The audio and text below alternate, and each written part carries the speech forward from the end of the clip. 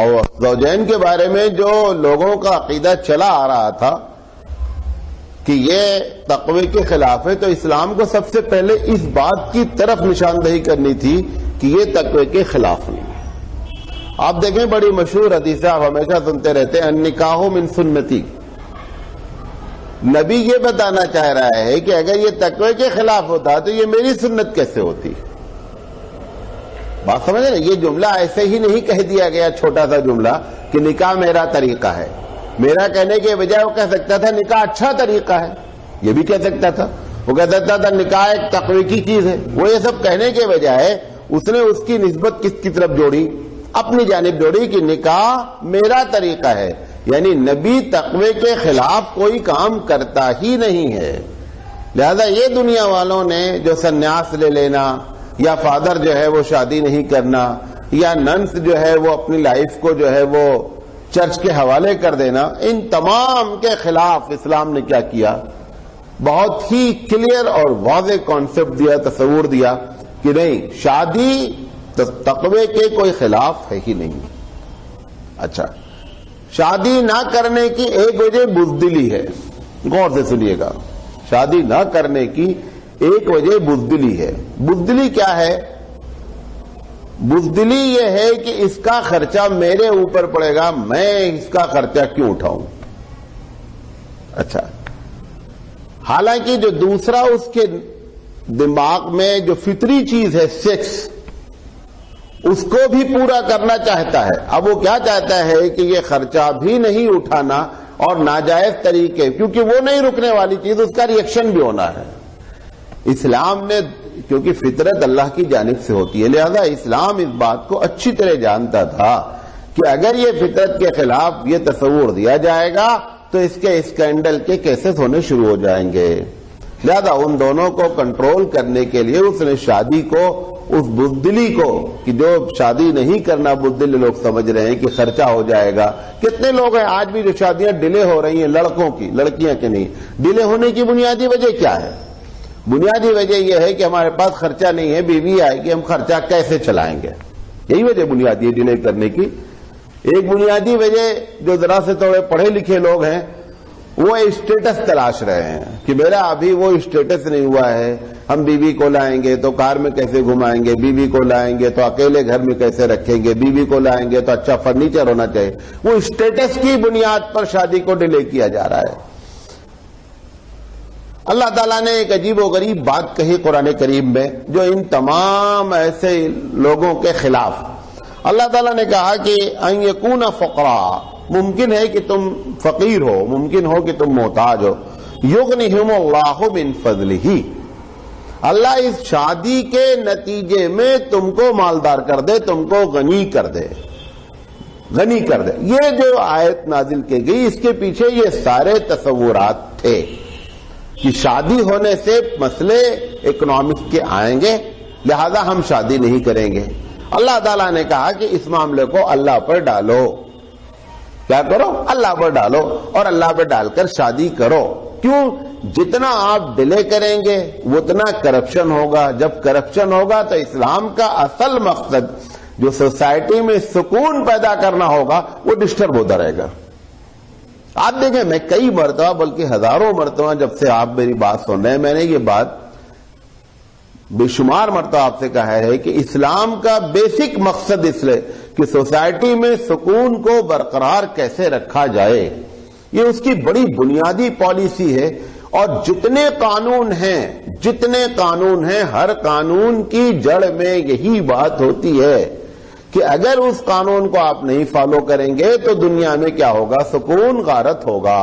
اس سکون کی حفاظت کے لیے سارے قانون پروٹیکشن کیے جاتے ہیں تاکہ سکون کو پروٹیکشن کیا جائے۔ تو اللہ تعالیٰ نے یہ جملہ کہہ کر کے کہ یہ جو تم ڈر رہے ہو کہ ہم بیوی لائیں گے تو خرچہ کون کرے گا اور خرچہ کہاں سے آئے گا، اس تصور کو پروردگار عالم نے ختم کرنے کے لیے یہ آیت فرمائی کہ محمد صلی اللہ علیہ وسلم ان سے بتا دیجئے کہ شادی سے آدمی فقیر نہیں ہوتا، شادی سے آدمی کیا ہوتا ہے؟ غنی ہوتا ہے۔ سید سلیمان ندوی علیہ الرحمہ نے اس کی تشریح کی بڑی پیاری، وہ میں چاہتا ہوں آپ کے سامنے رکھوں، کیونکہ یہ تو ایمان کا تقاضا ہوا نا کہ ہمارے پاس پیسہ نہیں بھی ہم شادی کر لیں۔ یہ ایمان کا تقاضا ہے. لیکن پھر بھی تو کھوپڑی یہ کام کرتی ہے کہ اپنا خرچہ نہیں چل رہا ہے، اس کو بھی لے آئیں گے، اس کا خرچہ کہاں سے چلے گا؟ تو مولانا علیہ الرحمہ نے اس پر تھوڑی سی گفتگو کی ہے، بڑی پیاری بات ہے، وہ آپ سے رکھتا ہوں. مولانا نے کہا کہ جس وقت یہ آیتیں نازل ہو رہی ہیں، جس طریقے سے آج جاب کی اپرچونٹیز ہیں، ہزاروں ڈپارٹمنٹ ہیں اس وقت. اللہ کے رسول کے زمانے میں کیا ڈپارٹمنٹ تھا؟ 2 ہی ڈپارٹمنٹ تھا، یا تو لوگ تاجر تھے یا تو لوگ لیبر تھے. بس غور سے سنیں میری جو کہنا چاہ رہا ہوں. یا تو لوگ کیا کرتے تھے؟ تجارت کرتے تھے. یا جنرل پیشہ کیا تھا؟ لوگ لیبر تھے، کھیتی کرتے تھے، مختلف قسم کی کھیتیاں ہوتی تھی. حضرت اسماء جو حضور کی سالی ہیں،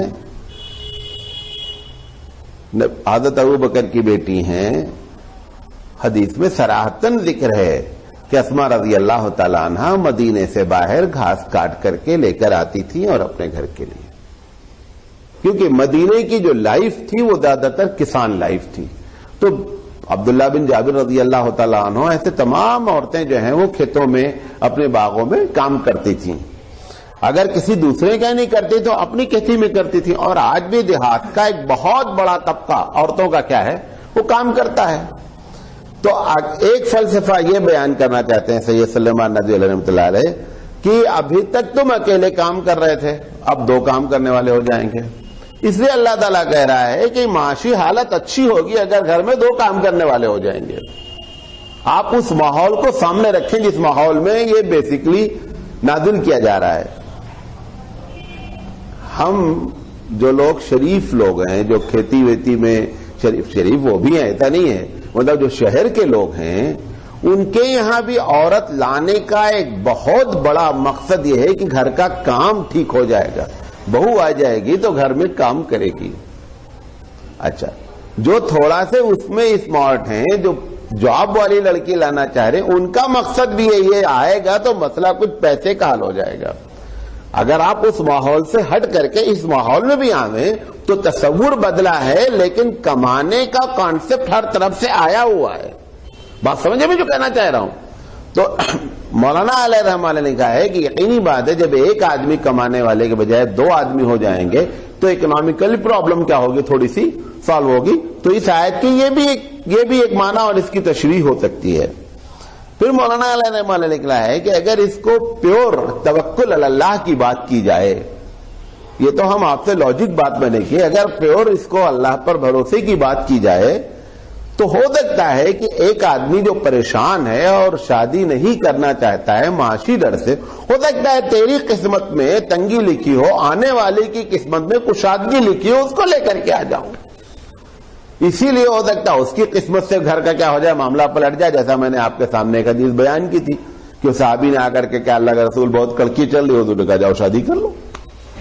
اور پھر اس کو دوسری تیسری اور چوتھی شادی کرائی، اور چوتھی شادی کرنے کے بعد معاملہ کیا ہو گیا، کشادہ ہو گیا. تو مولانا علیہ الرحمہ کہتے ہیں کہ اگر توکل کی بات کی جائے تو اس کے یہ معنی بھی ہو سکتے ہیں کہ ہو سکتا ہے تم پریشان ہو، آنے والی کی قسمت میں کیا ہو، کشادگی ہو. کتنے لوگ ہیں بزنس کرنے والے، جاب کرنے والے، کہتے ہیں کہ بچہ پیدا ہوا تو ہم کو یہ راستے کھل گئے. بعض کہتے ہیں بچہ پیدا ہوا تو ہماری تنخواہ بڑھ گئی. یہ کیا ہوتا ہے کہ جب اللہ آپ کے گھر میں بھیجتا ہے اور آپ اللہ پہ توکل کرتے ہیں تو اس کے کھانے کے راستے بھی وہ کیا کرتا ہے، پیدا کرتا ہے. شرط یہ ہے کہ ہم اس کے اوپر کیا ہوں، ڈیپینڈ ہو. ہم جب نہیں ڈیپینڈ ہوتے تو وہ اپنا ہاتھ کیا کرتا ہے، سپورٹ کا اٹھا لیتا ہے. جتنا ہم اس کے اوپر ڈیپینڈ، ہر چیز کے بارے میں یہی ہے. ایک بچہ پیدا ہوتا ہے وہ آپ پر 100% ڈیپینڈ ہوتا ہے، آپ اس کو گود لیے پھرتے ہیں. جب وہ اپنے پیروں پہ چلنے لگتا ہے تو آپ اس کو گود لینا بند کر دیتے ہیں کیونکہ وہ ڈیپینڈنٹ ہو رہا ہے. جب تک وہ انڈیپینڈنٹ رہتا ہے آپ اس کو کتنی پریشانی ہو، ریلوے میں چڑھنا ہے، پلیٹ فارم پہ جانا ہے، بازار جانا ہے، لادے پھر رہے ہیں کیونکہ وہ آپ کے اوپر ڈیپینڈنٹ ہے. اور جیسے جیسے وہ انڈیپینڈنٹ ہونے لگتا ہے ویسے ویسے آپ اپنا سپورٹ کیا کرتے ہیں، کھینچنا شروع کر دیتے ہیں. ایسے ہی پروردگار عالم پر آپ جتنا ڈیپینڈ ہوتے ہیں اتنا پروردگار عالم آپ کی مدد، ہماری مدد کرتا ہے. جتنا ہم اپنے آپ کو انڈیپینڈنٹ ہونے لگتے ہیں وہ اتنا وہ اپنی مدد کیا کرتا ہے، دھیرے دھیرے ہٹانا شروع کر دیتا ہے. دنیا کی جتنی مخلوق ہے سوائے انسان کے، ہر مخلوق 100% ڈیپینڈ ہے کہ اللہ ہی رزق دے گا. کوئی جاب نہیں کرتا، سب کھاتے ہیں. کوئی جاب نہیں کرتا ہے. کتنی بھی مخلوق ہے انسان کے علاوہ، کھانے کے لیے کوئی جاب نہیں ہے، اور سب کو کیا کرتا ہے؟ وہ دیتا ہے. کیوں؟ کیونکہ وہ ان کے اوپر ڈیپینڈنٹ ہے، لہذا وہ ان کو دیتا ہے، اور وہ دیتا ہے جو وہ چاہتے. کبھی اس نے شیر کو کہا نہیں اچھا آج شارٹیج ہے تم گھاس کھا لو، کبھی نہیں کہا. شیر کو شیر والا دیتا ہے اور گھاس کو گھاس والا دیتا ہے. بہرحال یہ ایک لمبی چوڑی بات ہے. اسی کے لیے اللہ کہتا ہے میں رزاق ہوں، رازق نہیں بلکہ کیا ہوں؟ رزاق ہوں. تو دوسری وجہ یہ ہو سکتی ہے اس آیت میں کہ اللہ جس چیز سے آپ گھبرا رہے ہیں شادی سے، اس میں ہو سکتا ہے کہ تمہاری قسمت میں نہیں اس کی قسمت میں لکھا ہو. تیسری چیز، جب ایک آدمی گناہ سے بچنے کی نیت سے شادی کرتا ہے، غور سے سنیے گا، شادی ہم اپنی خواہش کے لیے کرتے ہیں، وہ بھی ایک فطری چیز ہے، اس سے منع بھی نہیں ہے. لیکن اگر اس میں یہ نیت کی جائے کہ اگر ہم شادی نہیں کریں گے تو گناہ میں ملوث ہونے کے چانس ہیں، تو اللہ بہت خوش ہوتا ہے کہ یہ بندہ ہمارے حکم کی اطاعت کے لیے شادی کرنا چاہ رہا ہے. تو پروردگار عالم فلی سپورٹ آپ کا کرتا ہے. کیونکہ یہ ہماری نیت نہیں ہوتی، لہذا بیوی کے آنے کے بعد کڑکی برقرار رہتی ہے. بات سمجھے میری؟ کیونکہ آپ اس کے اوپر، ہم اس کے اوپر ڈیپینڈ نہیں ہوئے، لہذا اس نے اپنے تعاون کا جو ہاتھ ہے وہ آپ کے سر پہ نہیں رکھا. اگر ایک آدمی اس نیت سے، آپ دیکھیں، جو مثال دیتا ہوں، جیسے جماعت والوں نے یہ طے کر رکھا ہے نماز پڑھنا ہی پڑھنا ہے، چاہے سفر ہو اور چاہے حضر ہو، سارے حالات وہ پیدا کر دیتا ہے نماز پڑھنے کے. کوئی بھی شخص، جماعت والے کو اس لیے کہہ رہا ہوں زیادہ ہے، کوئی بھی یہ طے کر لے مجھے نماز پڑھنا ہی پڑھنا ہے. کیوں؟ آپ اس کے حکم کے تابع ہو چکے ہیں، لہذا وہ آپ کے حالات 99.9% آپ کے ساتھ ہوتا ہے نماز میں. میں نے پچھلے ہفتے آپ کو مثال دی تھی کہ راستہ ایسا تھا نہیں تھا. ایک صاحب، ہم لوگ نماز پڑھنے کے لیے اترے، ایک صاحب نے کہا نہیں آپ میرے گھر میں آ کر کے نماز پڑھیے. اللہ نے حالات پیدا کر دی. تو جب آدمی گناہ سے بچنے کے لیے کرتا ہے تو پروردگار عالم کیا کرتا ہے؟ پھر اس کی مدد کرتا ہے. اچھا،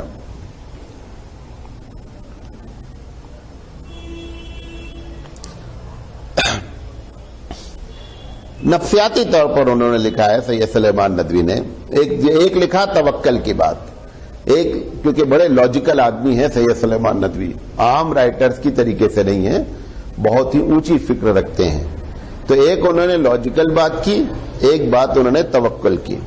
اچھا، تیسری بات انہوں نے کی کہ نفسیاتی طور پر جب ایک آدمی کو یہ معلوم ہو جاتا ہے کہ بیوی آ گئی ہے اور میرے اوپر یہ ڈیپینڈ ہے، تو وہ جو کاہل بھی رہتا ہے وہ بھی کام کرنے کے لیے آگے بڑھتا ہے. اب تک جو ماں باپ کی روٹی توڑ رہا تھا نا، کیونکہ آپ بیوی کے مزاج میں کیا ہے، شوہر لا کر دے چاہے 2 ہی پیسہ دے، اس کو اس میں مزہ آتا ہے. آپ کے ماں باپ کی روٹی جب وہ کھاتی ہے نا تو وہ اندر سے اس کو بیاکل پن رہتا ہے، پریشان رہتی ہے. وہ چاہتی ہے میرا شوہر لا کر کے 2 پیسہ ہی رکھے، اس میں اس کو اتنا، ساس اس کو 100 روپیہ دے لیکن نہیں اچھا لگتا کیونکہ وہ وایا آ رہا ہے. شوہر اس کا 10 پیسہ بھی رکھے تو اس کو کیا ہوتی ہے؟ خوشی ہوتی ہے. تو جب ایک آدمی کو، وہ کہتے ہیں نفسیاتی طور پر سید صاحب، کہ جب ایک آدمی کو یہ محسوس ہوگا کہ میرے اوپر ذمہ داری ہے، لہذا اس ذمہ داری کو نبھانے کے لیے، چونکہ ہو سکتا ہے کہ کڑکی کی بنیادی وجہ اس کا کاہل پن ہو، تو وہ کاہل پن چھوڑے گا اور چھوڑ کر کے آگے بڑھے گا اور وہ کمانے کی فکر کرے گا.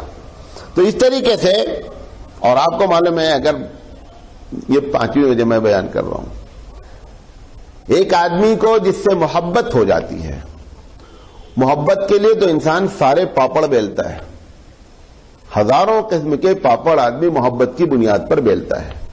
اگر اس لڑکی سے اس کو محبت ہو گئی بیوی کی حیثیت سے، اور وہ محبت ہونا لازم ہے کیونکہ وہ اللہ محبت پیدا کرتا ہے، اس پر آپ سے تفصیلی بات کر دیا ہوں. اس محبت میں کیا کرتا بندہ؟ پھر ہاتھ پیر سب مارنا شروع کر دیتا ہے کہ بیوی کھائے گی کیا. ہمارے ساتھ ایک قطر میں جب ہم لوگ گئے جاب کرنے، سب سے پہلی جاب ہم لوگوں کی تھی، تو 250 مولویوں کو ریکروٹ کیا گیا. پہلی جاب تھی جو گلف میں، اتنے مولوی ایک ساتھ اور بڑی اونچی سیلری. اب ایک امام کو جہاں اس وقت 1989 کی بات بتا رہا ہوں، 200-300 روپے ملتے تھے، جب اس کو اچانک 40 اور 45 ہزار ملے مولوی کو تنخواہ، تو دماغ ہی خراب ہو گیا نا بھائی، 300 والے کو 45 ہزار پکڑا دے گا تو گن ہی نہیں پائے گا بیچارہ. تو کچھ دن 1-2 مہینے ہم لوگوں نے کام کیا، اس کے بعد ایک آرڈیننس آ گیا سینٹرل گورنمنٹ کی طرف سے کہ ایران اور عراق کی وار چل رہی تھی اس وقت، تو ایسا لگا کہ گلف کو بھی اس میں انوالو ہونا پڑے گا فزیکلی. تو ہم لوگ گئے تھے آفس جاب میں ٹرانسلیٹر کی حیثیت سے، تو وہاں سے آرڈر آ گیا کہ صاحب ہر آدمی کو ملٹری کی ٹریننگ کرنی ہے فل. اچھا ہم لوگ ینگ تھے، اب اس میں بعد ایسے بھی تھے یہاں سے مولوی گئے تھے کہ جن کی جوتا چپل لوگ دوسرے اٹھاتے تھے، انہوں نے کہہ دیا کہ صاحب ہر حال میں ٹریننگ کرنی. اچھا اب جیسے ہم لوگ تھے تو میں نے کنونس کیا کہ دیکھو تو بہت اچھی شکل ہے، آپ جوان ہیں، ہم لوگ اگر کہیں اور کرنا بھی چاہتے تھے ٹریننگ نہیں مل سکتی، اللہ نے موقع دیا جم کر محنت کرو، ٹریننگ کرو، سب کچھ کرو. تو ایک گروپ تو بہت خوشی ٹریننگ حاصل کیا، ایک گروپ جو 30-35 کراس کر گیا تھا اس کو جب پڑا، اب اس نے پہلے دن ہی 7 کلومیٹر دوڑا دیا. اب یقینی بات ہے جو آدمی مولوی صاحب کا ڈنڈا دوسرے پکڑاتے رہے، وضو تیسرا کراتے رہے، ان کو 7 کلومیٹر دوڑاتے ہو گئے تو ان کو نہیں یاد آ جائے گی، کہاں دوڑ پائیں گے بیچارے. تو وہ جو دوڑا رہا تھا وہ ایمبولینس بھی پیچھے رکھا، مجھے معلوم تھا کہ گریں گے پڑیں گے، بہرحال وہ لمبی چوڑی بات ہے. تو ایک مولانا صاحب تھے، میں نے کہا کہ مولانا وہ بڑے دوڑ رہے تھے، حالانکہ تھے 40 کے، لیکن وہ کسی طریقے سے ٹریننگ. ہم نے کہا آپ بڑی محنت سے، ہم اس وقت تو بہت ینگ تھے، 27 تھے، ہم لوگوں کے لیے تو ٹھیک ہے چلو ایک اچھا موقع ملا. تو ہم نے کہا مولانا آپ جو دوڑتے ہیں یہ نوجوانوں کو پیچھے کیے ہوئے ہیں، آپ کیسے؟ انہوں نے یہ راز بتایا، یہ محبت والا، کہ وہ میں جب یہاں آنے لگا تو ہمیں تو یہ نہیں بات معلوم تھی. اچھا انہوں نے کہا کہ جو لوگ ٹریننگ کریں گے ان کی اس وقت 1000 ریال سیلری بڑھا دی جائے گی ٹریننگ ہوتے ہی. تو اب وہ 1000 ریال بھی نظر آ رہا تھا، اس وقت بھی تقریباً 7-8 ہزار روپے ہوتے تھے. تو مولوی صاحب کہنے لگے کہ اس عورت کی محبت میں دوڑ رہا ہوں. تو میں آج جب یہ تقریر تیار کر رہا تھا تو میرے دماغ میں مولانا صاحب آئے کہ دیکھو کہ یہ اس کی محبت کی وجہ سے ہاتھ پیر بندہ مار رہا ہے، اور اللہ تعالیٰ کیا کہہ رہا ہے کہ ہم تمہارے حالات کو ٹھیک کر دیں گے. تو بہرحال یہ ایک ہمارے غیر ریلیٹڈ ٹاپک سے بات تھی، لیکن میں آپ کو بتانا چاہتا تھا کہ جو فلسفہ بیان کیا گیا ہے کہ شادی، سب سے بات پہلی دو فلسفے اسلام کے، شادی تقوی کے خلاف نہیں، نمبر 1. نمبر 2، شادی سے آپ گھبرائیں نہیں کہ اس سے آدمی فقیر ہوتا ہے یا خرچے کا ہوتا ہے. محنت سے مطلب محنت کریں، اللہ پر بھروسہ کریں، انشاءاللہ شادی سے مسائل حل ہوتے ہیں. بہرحال نبی کریم صلی اللہ علیہ وسلم نے حقوق زوجین پر جو بات کی تو پہلے اس کو کلیئر کیا کہ یہ تقوی کے خلاف نہیں. اب جب حقوق زوجین کی بات آئی تو عورتوں کا تو کوئی ٹھکانہ ہی نہیں تھا. آج کے 1400 سال پہلے تو آپ بات کی بات ہے، کتاب ہے پڑھائی بھی جاتی ہے یہاں بات سلیبس میں، اسلامک اسٹڈیز ان اسلام، مولوی عبدالعزیز گجرات کے ایک ہیں، انہوں نے یہ کتاب لکھی ہے، ڈپلوما ہے لندن سے وہ اسلامیات میں. تو وہ فرسٹ اسٹینڈرڈ سے لے کر 12 تک کا انہوں نے سلیبس وائز لکھا ہے. تو 8ویں اسٹینڈرڈ کی کلاس میں ایک چیپٹر انہوں نے باندھا ہے وومن ان اسلام، عورت اسلام میں. انہوں نے 1826 یا 27 کا ایک حوالہ دیا ہے کہ 1826 میں فرانس میں ایک کانفرنس ہوئی اور اس کا ٹاپک یہ تھا کہ کیا عورت انسان ہے. یہ سیمینار کا ٹاپک تھا. 1826 اور نبی کریم صلی اللہ علیہ وسلم کی پیدائش ہوئی ہے 570 میں، یعنی 1000 سال پہلے، 1100 سال پہلے جس رسول نے عورت کو وہ درجہ دیا ہو، 1100 سال بعد بھی ابھی یہ ڈسپیوٹ ہے کہ عورت انسان ہے یا نہیں ہے. آپ اندازہ کریں اس وقت جب اللہ کے رسول نے عورتوں کو حقوق دیے ہوں گے تو دنیا ایک دم بوکھلا گئی ہوگی کہ یہ کیا باتیں کہہ رہے ہیں. ہم تو ان کو جانور سے بھی نیچے کیٹیگری میں رکھنا چاہتے ہیں. حضرت عمر رضی اللہ تعالیٰ عنہ نے حضور صلی اللہ علیہ وسلم ان کی بیوی ایک دن زور سے بولی تو حضرت عمر رضی اللہ تعالیٰ کہا کہ تم لوگ جب سے مدینہ آئے ہو نا بہت زبان تمہاری تیز ہو گئی ہے. انہوں نے کہا ہم کیا ہیں, نبی کی بیویاں نبی کو جواب دیتی ہیں, آپ کو پوری بات بتایا تھا. وہ جواب کیا تھا, کسی بھی آدمی کو جب آپ اس کے رائٹس بتا دیں گے نا اور اچانک بتا دیں گے تو بوکھلا جائے گا نا. وہ بھئی ایک وہ عورتیں جن کے کوئی حقوق ہی نہیں تھے, اب اللہ کے رسول نے جب انٹروڈکشن, اللہ کے رسول نے یہ نہیں کیا اس کو دھیرے دھیرے سارے رائٹس بتا دیے کہ عورتوں یہ تمہارے حقوق ہیں اسلام میں. اب جب ان عورتوں نے اپنے حقوق کو استعمال کرنا شروع کیا, ایسا نہیں کیا انہوں نے کوئی بات کے غلط کر دی, اپنے حقوق ہی استعمال کیے تھے, تو اس کا نتیجہ کیا نکلا, جو مرد عورت کو جانور کی کیٹیگری میں رکھا تھا اس کو لگا کہ یہ تو ایک دم پاگل ہو گئی ہیں, حالانکہ وہ صحیح باتیں کر رہی تھیں. یہ ہم لوگوں نے جو عورتوں کو اس تعلیمات سے دور رکھا, اس کا ایک فائدہ مردوں نے اٹھایا کہ ہماری عورتوں کو بھی ان کے حقوق نہیں معلوم ہے. اگر جتنے حقوق, اور آپ جان بوجھ کر ان کو بتائیں گے نہیں, کیونکہ اگر یہاں سے جانے کے بعد ہم اپنی عورتوں کو اسلامی حقوق صحیح بتا دیں تو کس کے خلاف جاتے ہیں, ہم مردوں کے خلاف جاتے ہیں. لہذا ہم اپنے پیر پہ کلہاڑی کیوں مانے جان بوجھ کر کے, ہم بتاتے ہی نہیں ہیں. اب عورتوں کو دینی تعلیم بھی نہیں دی جا رہی ہے, لیکن اس کا دوسرا جو ریئیکشن ہو رہا ہے بعض کنٹری میں آلریڈی شروع ہو چکا ہے کہ جب وہ دوسرے ذرائع سے آپ کے اپنے حقوق جانتی ہیں تو پھر ریئیکشن ہوتا ہے. یہ آپ جو دیکھتے ہیں ڈفرینٹ ٹائپ کے آرٹیکلز اور مضمون آتے رہتے ہیں عورتوں کے بہت زیادہ, تو اس کی وجہ کیا, جیسے تسنیم ہے, تسنیم آئی آپ کے بنگال والی, اس کی کیا چکر ہے, اس کے ساتھ اتنا ظلم ہوا کہ اب وہ ریئیکشن میں آ کر کے اسلام کے خلاف لکھنا اس نے شروع کر دیا.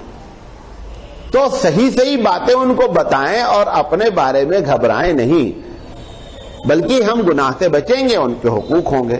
تو اللہ کے رسول صلی اللہ علیہ وسلم نے اس میں دونوں کے حقوق کو بیان کیا. بیان کرنے کے بعد اس کا یقینی بات ہے کہ اس معاشرے میں, جس معاشرے میں بیان کیا جا رہا ہے جہاں پر عورت جانور سے بدتر رکھی گئی ہو, تو عورتوں کی تو لاٹری کھل گئی. اچھا, مرد جو ایمان پکے تھے انہوں نے تو ایک دم اس کو قبول کر لیا, ایک دم قبول کیا کہ اللہ کے رسول نے کہا ہے, اسلام نے اس کے حقوق دیے ہیں. اور صحابہ کا ایک بڑا طبقہ جو ہے وہ شرعی اصول کے مطابق زندگی گزارنے لگا. کچھ لوگ مار دیتے تھے عورتوں کو. حضور صلی اللہ علیہ وسلم کے پاس ایک صاحبہ نے رشتہ بھیجا کہ میرا ایک رشتہ ہے, مشورہ لیا, رشتہ نہیں بھیجا, مشورہ لیا کہ اللہ کے رسول 2 آدمیوں کا رشتہ آیا ہوا ہے, آپ مشورہ دیں کہ میں کس سے شادی کروں. تو حضور نے کہا جو فلاں صاحب ہیں وہ تو ڈنڈا ہی نہیں اتارتے کاندھے پر سے اپنے, یعنی بیوی کو مارتے بہت ہیں. تو پتہ ہے چلا کہ 2-4 کیس اس وقت بھی ہوتے رہتے تھے, ایسا نہیں ہے, کیونکہ اصلاح کی گئی, لیکن 2-4 سال میں ہی اصلاح کا موقع ملا, کیونکہ مدینے ہی کی زندگی میں سارے قانون آئے, مکے میں تو تھے نہیں. تو وہ اس کے باوجود بھی جو خاندانی چلی آ رہی تھی باتیں, یہ سب باتیں خاندانی ہوتی نا. بعض خاندان میں آپ دیکھیں کہ مرد ایک دم بیوی کے غلام ہوں گے, وہ پشتہ پشت چلا آ رہا ہے, اور بعض جگہ بڑا ہولڈ رکھیں گے, وہ بھی پشتہ پشت چلا آ رہا ہے, اس کے بھی اثرات ہوتے ہیں. اب وہ جن کے خاندان میں ڈنڈا مارنے والی بات چلی آ رہی تھی تو حضور اعظم نے فرمایا کہ ان سے تم کہاں پھنسنے جا رہے ہو, وہ تو کندھے پر سے ڈنڈا ہی نہیں اتارتے ہیں. لہذا اللہ کے رسول صلی اللہ علیہ وسلم نے کنٹرول پورا کیا اور اس کے اثرات بھی مرتب ہوئے. آخر خطبے میں آپ نے یہاں تک کہہ دیا, اور آخر خطبے سے پہلے بھی, کہ مجھے بڑی حیرت کی بات ہے کہ ایک آدمی اپنی بیوی کو کیسے مار سکتا ہے. اب بتائیے, جہاں پر بیویوں کو مارنا کوئی مسئلہ ہی نہیں تھا, وہاں پر حضور نے اس تعجب کے انداز میں بات کر دی کہ یہ ایسا کیسے ہو سکتا ہے کہ کوئی آدمی اپنی بیوی کو مار دے, اور پھر بیوی کو مارے اور پھر اس سے پیار بھی کرے, یہ دونوں کیسے اکٹھا ہو جائے گا. تو اللہ کے رسول صلی اللہ علیہ وسلم نے اس انداز میں تعجب کر کے جو ہے مسئلے کو آخر میں حل کرنے کی کوشش کی. تو اب میں آپ کو بنیادی حقوق بیان کر دیتا ہوں اور آگے بڑھتا ہوں. تو سب سے پہلی بات جو بیوی کی ذمہ داری میں ہے وہ یہ ہے فرما برداری. فرما برداری میں آپ جو کچھ بھی داخل کرنا چاہتے ہیں داخل کر سکتے ہیں, ایک شرط کے ساتھ, جو آپ اس سے فرما برداری کروانا چاہتے ہیں وہ آپ کا حق ہے یا نہیں ہے. مثلا آپ یہ کہہ رہے ہیں کہ میری اماں کی خدمت کرو, یہ اس کے اوپر ذمہ داری ہے یا نہیں ہے؟ اگر نہیں ہے تو یہ آپ کی فرما برداری کرنا کوئی ضروری نہیں ہے اس کا. فرما برداری کا مطلب ہی یہی ہوتا ہے کہ جو چیز ڈیمانڈ کی جا رہی ہے، جیسے ایک آفیسر ہے اپنے کلرک سے کہتا ہے کہ آپ شیٹ تیار کریں، یہ اس کا حق ہے کہ اس سے ڈیمانڈ کریں. وہی آفیسر کہتا ہے کہ دیکھو میری گاڑی باہر کھڑی، اس کو جا کر دھلو تم. یہاں پہ اس پہ فرما برداری لازم نہیں آئے گی، کیونکہ جو تمہارا کانٹریکٹ ہے وہ جس قسم کا کانٹریکٹ ہے اس کانٹریکٹ کے تحت ہی اوبیڈینسی آئے گی. آپ بولے میرے گھر کا کپڑا دھلو، میں باس ہوں تم کلرک ہو، نہیں چلے گی بات. یہ وہاں پہ وہ نافرمانی کر کے اگر لیبر ایکٹ کے تحت آپ کے خلاف کر دے گا تو آپ اندر ہو جائیں گے. بات سمجھے؟ تو اوبیڈینسی یا اطاعت کا مطلب یہ نہیں ہوتا ہے کہ ہر چیز میں بات کی جائے. جس چیز کی ڈیمانڈ آپ کا کر رہے ہیں وہ آپ کا حق ہو تو اس میں لازم ہے کہ فرما برداری کی جائے. بات سمجھ میں آ گئی؟ تو ایک جملے میں اس نے سب کچھ لپیٹ دیا شریعت میں کہ عورت پر لازم ہے کہ فرما برداری کرے. اچھا، دوسری چیز، پہلی کنڈیشن کیا بتایا کہ جو ڈیمانڈ کرے وہ آپ کا حق ہو. آپ جو ڈیمانڈ کر رہے ہیں کہ یہ کام کرو یہ کام کرو، وہ آپ کا حق ہے. مثال کے طور پر آپ کہتے ہیں کہ کھانا تم پکاؤ 10 آدمی کا، وہ پکا لیتے تو آپ شکریہ ادا کریں، ورنہ نکاح میں تم نے کہا ہے نان نفقے کی ذمہ داری میرے اوپر ہے. وہ اللہ کا فضل ہے، اس سے معلوم نہیں ہے. ورنہ کھانا پکانا بھی عورت کی ذمہ داری نہیں. آپ بولیں پھر مولانا بچا کیا؟ ماں باپ کی خدمت بھی نہیں کرنے کا، کھانا بھی نہیں پکانے کا، پھر بچا کیا؟ سوال ہے نا. ہمارے سامنے تو یہی 2 میجر کام ہے کہ گھر میں رہنا، کھانا پکانا، اور ہمارے اماں ابا کی سیوا کرنا. یہ دونوں چیز جب نکال دیے تو بچا کیا؟ معلوم سب سے بڑی چیز کیا ہے؟ سب سے بڑی چیز ہے کہ آپ کو وہ خوش رکھے، اس میں فرمابرداری کرے. وہ خوش رکھنے سے مراد جو ہے آپ کی فطری خواہشات کو پورا کرنا ہے، جس کو وہ نہیں کرنے کے لیے کوشش کرتی. کھانا پکانے میں شوق رکھتا ہے، اب آپ بولتے ہیں کہ تم اچھے کپڑے پہنو، نہیں پہن رہی ہے، یہ گناہ ہوتا اسے. اس کو یہ بات بتائی ہی نہیں جا رہی ہے. بہت سے شوہر دنیا میں ایسے ہیں وہ کہتے ہیں کہ بھئی ٹیپ ٹاپ سے رہو تم ہمارے سامنے. وہ ٹیپ ٹاپ سے بازار جا رہی ہے، وہ ٹیپ ٹاپ سے شادی میں جا رہی ہے. اچھا، اب یہ بیچارہ وہ کہے کس سے کہ انہیں ہماری بات نہیں سنتی، کہہ بھی نہیں پاتا. کھانا نہیں پکایا تو بچوں سے شکایت کر دیتا، دیکھ تیری امی آج کھانا نہیں بنائی. اب یہ شکایت بچوں سے کیسے کرنا ہے کہ میرا دل چاہتا ہے انہیں ٹیپ ٹاپ سے رہ نہیں رہتی ہے. اب وہ اندر اندر جب کوڑھتا ہے تو اس کے نتائج غلط برآمد ہوتے ہیں. اس کو کول وار کہتے ہیں. یہ خطرناک ہوتی ہے. جو فائرنگ ہوتی ہے نا، یہ تھوڑی دیر کے لیے ہوتی ہے، بعد میں معاملہ کیا ہوتا ہے؟ ختم ہو جائے. یہ اندر اندر جو لاوا پکتا رہتا ہے، اس کے نتائج بڑے خطرناک برآمد ہو جاتے ہیں. تو اصل کام اس کا یہ ہے، وہ جب شوہر ڈیمانڈ کرتا، اللہ کے رسول نے کیا فرمایا؟ اگر توے پر روٹی بھی پکا رہی ہے اور روٹی کے جلنے کے چانسز بھی ہیں، اگر شوہر نے بلا لیا تو روٹی چھوڑ دے، شوہر کے پاس آ جائے. وہ یہ نہیں کرتی، وہ یہ نہیں کرے گی. کھانا پکا رہی ہے، وہ سمجھ رہی یہ میری ذمہ داری. تو دونوں نے الٹا سمجھ رکھا ہے معاملے کو، سمجھے نہیں؟ بہت سے لوگ، اس قسم کا فون بھی آتا ہے. دبئی میں تو خیر بے شمار ایسے کیسز تھے، کیونکہ کھانا وہاں پہ پکانا ایک چھوٹا سا معاملہ تھا. چھوٹے بھائی کوئی ہوتا نہیں تھا، بچے ہیں، بیوی ہے، 3 آدمی ہیں. کبھی کھانا ہوٹل میں کھا لیا، کبھی لے کر آ گئے، کبھی سینڈوچ بنائی کھا لیا. تو اب بقیہ ٹائم کیا ہے؟ بقیہ ٹائم فری ہے. اب بقیہ ٹائم وہ جو اپنی اصل ڈیمانڈ کرتا ہے وہ تو وہاں سے کیسا بن رہے ہیں. خیر یہاں تو کیا ہے کہ وہ ایک بہت بڑا طبقہ تو بیچارہ کپڑا دھلنے میں ٹائم برباد کر دے رہا ہے. جہاں پہ شارٹ پانی کی ہے پرابلم، آپ دیکھیں صبح نکلے کبھی تو ایک بڑا طبقہ کپڑا دھل رہا ہے، اسی میں سارا ٹائم برباد کر رہا ہے. تو ایک بات اللہ کے رسول نے فرمایا، فرما برداری کرنا ہے. سمجھ میں آ گئی؟ فرما برداری. دوسرا پوائنٹ، فرما برداری اللہ کے خلاف نہیں کرنا ہے. وہ کہہ رہے میں فرض نماز کی اذان، ظہر کی اذان ہو گئی، میں نماز پڑھنے جا رہی ہوں. آپ بول رہے ہیں نماز آدھا گھنٹہ بعد پڑھو، اس کو نماز پڑھنا. ہاں سنت یا نفل. بعض عورتیں کیا ہیں، اب بچہ رو رہا ہے وہ اپنا مسلح پہ جھوم رہی ہیں. یہ مسلح پہ جھومنا تمہارا کام نہیں ہے، بچے کو سنبھالنا وہ رسپانسبلٹی تمہاری ہے. لیکن وہ سمجھ رہی کہ میں سب سے بڑا تیر مار رہی ہوں کیونکہ مسلح بیٹھے میں تسبیح پڑھ رہی ہوں. ہماری بات تو دوسری پہلی کنڈیشن کیا کی؟ جو ڈیمانڈ کی جائے وہ ہمارا حق ہو. نمبر 2، جو ڈیمانڈ کی جائے وہ اللہ اور رسول کے خلاف نہیں ہو. یہ دو چیزیں ہیں کنڈیشن، ورنہ ہر چیز میں عورت کو اطاعت کرنی ہی کرنی ہے. دوسری چیز حفاظت، اللہ نے جہاں پر بیان کیا ہے کہ فالصالحات قانتات حافظات للغیب، حفاظت کرنے والیاں. کس چیز کی حفاظت کرنے والیاں؟ آپ کے مال کی اور اپنی عزت کی. یہ دو حق ہیں شوہر کا. دوسرا، اب آپ دیکھیں بہت کیس ایسے ہیں، یہ تو نہیں کہہ سکتے پرسنٹیج زیادہ ہے، لڑکی اپنے میکے والوں کو چھپا چھپا کر کے پیسے اور اس قسم کی چیزیں پاس کرتی رہتی. یہ قرآن مجید کی سائد کے خلاف ہے. اس کو یہ حق نہیں ہے کہ شوہر کے مال کو وہ کسی کو دے دے. اس کو چوری کرنے کا حق ہے. کس کو؟ بیوی کو. کتنا؟ جبکہ گھر کا خرچہ شوہر اپنے اسٹیٹس کے مطابق نہیں دے رہا ہے اور پیسہ رکھے ہوئے ہے، ستا رہا ہے. سبزی آ رہی ہے 20 روپے کی، جان بوجھ کر کے 15 روپیہ دے رہا ہے. 5 روپیہ وہ کہاں سے لانا روزانہ؟ وہ تمہاری پاکٹ سے اگر نکالتی تو اس کو چوری نہیں کہتے. حضرت ہندا سفیان کی بیوی جب آخر وقت میں ایمان لائی تو حضور صلی اللہ علیہ وسلم سے مسئلہ انہوں نے پوچھا کہ سفیان بڑے بخیل ہیں، گھر کا خرچہ برابر نہیں دیتے، میں ان کی جیب سے اتنا نکال لیتی ہوں. حضور نے فرمایا اتنا ہی نکالو جتنا خرچہ ہے. سمجھے؟ اچھا، بات اس میں ہوشیاری کر رہے ہیں. سبزی لانا ہے 25 روپے کی، تم سے 30 روپے لے کر 5 روپے ڈیلی ڈنڈی مار رہی ہے، یہ بھی غلط ہے.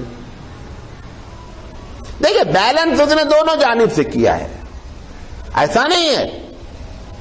تو اس طریقے سے اللہ کے رسول صلی اللہ علیہ وسلم نے، اللہ تعالیٰ نے جو بیان فرمایا، حفاظت کرنے والیاں مالوں کی، نمبر 1 حفاظت کرنے والیاں عصمت کی. کیونکہ یہ بھی ان مرد کا مزاج ہوتا ہے کہ وہ چاہتا ہے میری عورت کسی سے مذاق نہیں کرنا، کسی سے ہنس کر نہیں بولنا، اس قسم سے یہ مزاج ہے اس کا، لہذا اس کی حفاظت کرنی چاہیے. اللہ کے رسول صلی اللہ علیہ وسلم نے آخری خطبے میں بھی اس بات کو کہا کہ عورتوں جہاں پر بہت سے حقوق مردوں کے ہیں، تمہارے اوپر بھی یہ لازم ہے کہ تم اپنے بستروں پر ان لوگوں کو نہ آنے دو جن کو وہ ناپسند کرتے ہیں. جن کو وہ ناپسند نہیں کہ 2-4 کو آنے دو، 2-4 وہ بات کو ناپسند کرتے ہیں. ایک صاحب نے اس پر سوال کیا ابھی 2-4 دن پہلے کہ وہاں پر حدیث میں آیا ہے کہ جن کو وہ ناپسند کرتے ہیں، اس کا مطلب جن کو پسند کرتے ہیں وہ آنا ہے بستر پر. ہم نے کہا نہیں،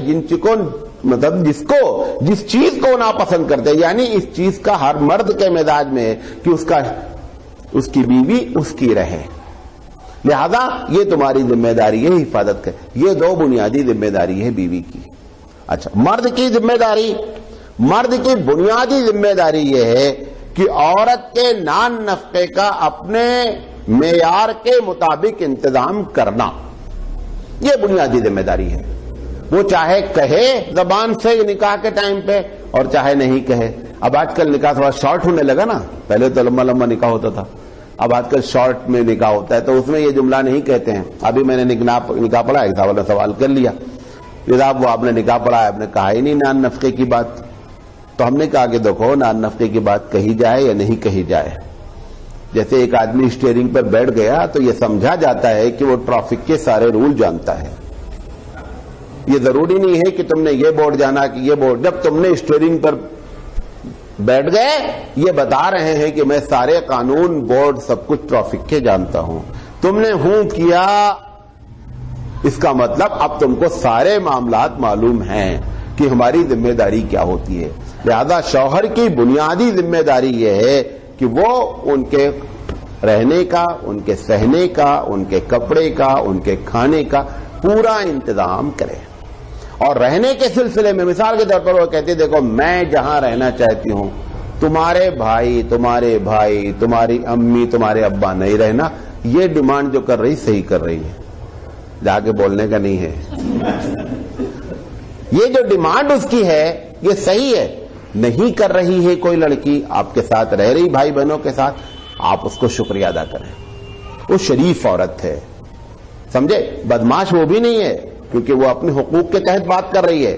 لیکن اس بیچاری کو نہیں معلوم ہے اگر رہ رہی تو آپ اس کو شکریہ ادا کریں, اس کا بدلہ دوسرے انداز میں آپ دیں اس کو, سمجھے نہیں, ڈانٹ سے نہیں دیں. ارے آج تم نے ہماری امی کا کپڑا ہی نہیں دھلا تو خاموش رہیں, تمہاری ذمہ داری ہے کپڑا دھونا, جا کے فوراً موقع اچھا پائے دھل ڈالو امی کا کپڑا. بات سمجھے میری؟ تو یہ بنیادی طور پر ذمہ داری بھی شوہر کی ہے, اور وہ دو جو باتیں بتائیں وہ بنیادی طور پر ذمہ داری عورت کے. 40 منٹ ہو گئے ہیں, ورنہ میں چاہ رہا تھا کہ اولاد کے حقوق بیان کروں. یہ جو ٹاپک ہے اولاد کے حقوق بنا, اس ٹاپک میں بھی پوری دنیا جو ہے وہ اصولی طور پر کوری ہے کہ کیا حقوق بچوں کے ہیں, یہ کوئی بیان نہیں کرتا. بعض مذہبوں میں تو اگر آپ دیکھیں گے باپ اگر بیٹے کا مرڈر کر دے تو مرڈر کرنے کا اس کا حق ہے, یہاں تک الٹے حقوق لکھے ہیں اسلام نے. بہرحال اس پر بھی جو